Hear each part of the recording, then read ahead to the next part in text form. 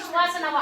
आपण रेकॉर्ड बघत आहोत की नाही मला माहित नाही, पण आता जास्त करून उमेद अभियान फार चर्चेत आहे आणि आपल्याला मान्यता भेटलेली आहे. उमेद अभियान हे कायमस्वरूपी झालेलं आहे. आता उमेद अभियान नुसती बजेट म्हणून चालणार नाही, तिथे महिन्याच्या अडचणी जे काही प्रश्न असतील त्यावर अभियान काम करणार आहे. तर पहिलं प्रशिक्षण आपल्याला गाव पातळीवर घ्यायचं आहे दूरदृष्टी अभियान. तर याच्यामध्ये आपण पहिला मुद्दा असा राबवतो की आदर्श गाव असावं.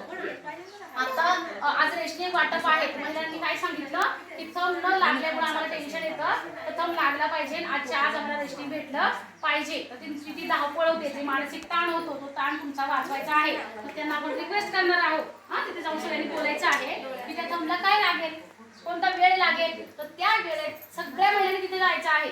11ला जर थंब होत असेल तर तुम्ही 11ला तिथे जाणं बेस्ट आहे. तुम्ही 4ला जाणं चुकीचं होईल. हा आता म्हणजे तुमचे डोळे स्कॅन केले जाणार मग आता आपण काय करतो, एकदा हे जातात एकदा ते जातात आणि त्यांनाही त्रास आणि तुम्हालाही त्रास. तर आपण तिथे तुमच्या समोर होते सगळं समृद्धीची नवी दिशा.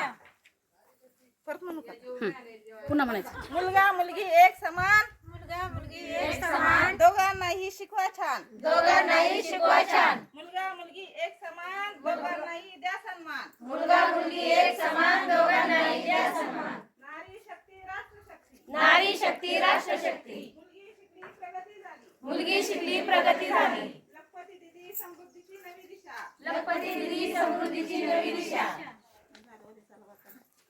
आता लखपती तर आपण आता लखपती दिदीचं थोडंसं अर्धवट राहिलं ते तुम्हाला म्हणजे तुमच्या मनातील शंका काढून टाकते की लखपती म्हणजे त्या ताईने एका वर्षाला 1,00,000 रुपये कमवायचे आहेत.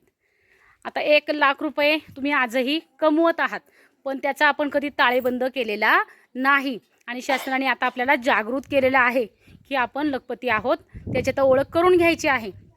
तर लखपती म्हणजे काय, तर त्या वर्षामध्ये तुमची मजुरी असेल, तुमच्या घरी दुभती जनावरं असतील आणि तुमचा शेती सोर्स असेल आणि त्याला जोडून एखादा जोडधंदा असेल, त्याची सगळी ताळेबंद करायची. मग मी मजुरी कितीची करते, मी शेतीतून उत्पन्न कितीचं काढते आणि माझ्या दुभत्या जनावरांमधून किंवा माझी काही कला आहे किंवा छोटासा उद्योग व्यवसाय आहे त्याच्यातून मला किती इन्कम येते, ही इन्कम सगळी एकत्र केल्यानंतर 1,00,000 रुपयाचा हिशोब लागला पाहिजे. म्हणजे आपण लखपती दिदीमध्ये बसत आहोत.